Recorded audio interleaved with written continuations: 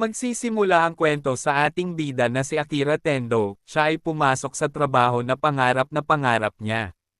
First day sa trabaho ay nabangga niya agad ang isang babae, bigla siyang na love of first sight sa babaeng si Saori Ohitori.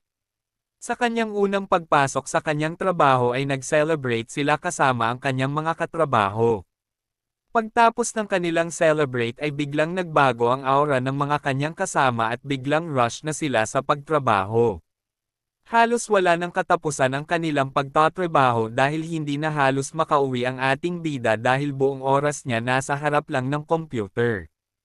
Halos mga katrabaho niya ay mga mukhang mga sabog dahil sa kanilang mga mukha. Habang nag-uusap ang ating bida sa kanyang secret crush na babae ay tinawag ang babae ng kanilang boss sa kanyang opisina. Ang crush niyang babae ay binebembang lang pala ng kanilang CEO sa tuwing papuntahin sa opisina niya. Halos tinatimad na ang ating bida pumasok sa kanyang trabaho dahil halos wala na silang pahinga sa kanilang trabaho pero hindi niya kayang umalis sa kanyang trabaho. Ang kanyang napasukan na trabaho ay puro stress lang ang kanyang nararanasan. Isang araw bago siya pumasok sa kanyang trabaho ay may sulat na dumating sa kanya at balak niya puntahan ang building manager. Pupuntahan niya ang building manager dahil babayaran niya ang kanyang parking fee para sa bike. Nakita niyang bukas ang pinto at pumasok siya sa loob at nakita niya na kinakain ang tao sa loob. Hinabol ang ating bida ng isang zombie at paglabas niya ng pinto ay mas maraming zombie ang humabol sa kanya. Ang bida pala natin ay isang rugby player noong siya ay nag-aaral pa, kaya siya ay batok at mabilis tumakbo.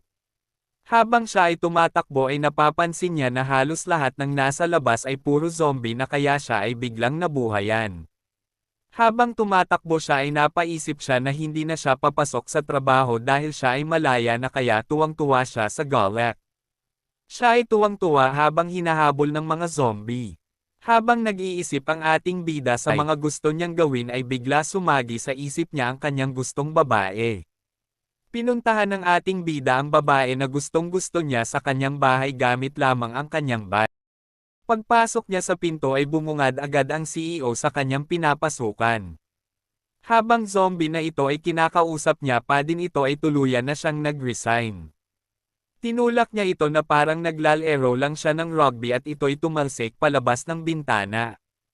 Pagtapos ay nakita niya ang gusto niyang babae na naging zombie na din at nagtapat na din siya ng pagtingin niya dito, sabay tumakbo siya palabas dahil siya ay hinabol nito. Ang anime na ito ay maganda panoorin dahil halos lahat ng tao ay naging zombie na dito. Sa mga mahilig sa zombie ay bagay na bagay ito katulad ko. Panoorin nyo guys, mag-enjoy din kayo manood nito. Ang title nga pala ng anime na ito ay Zom 100 Bucket List of the Dead. Huwag nyo naman kalimutan ay follow ako dito sa TikTok, Facebook page saka sa aking YouTube channel, andyan ang link sa comment section. Salamat.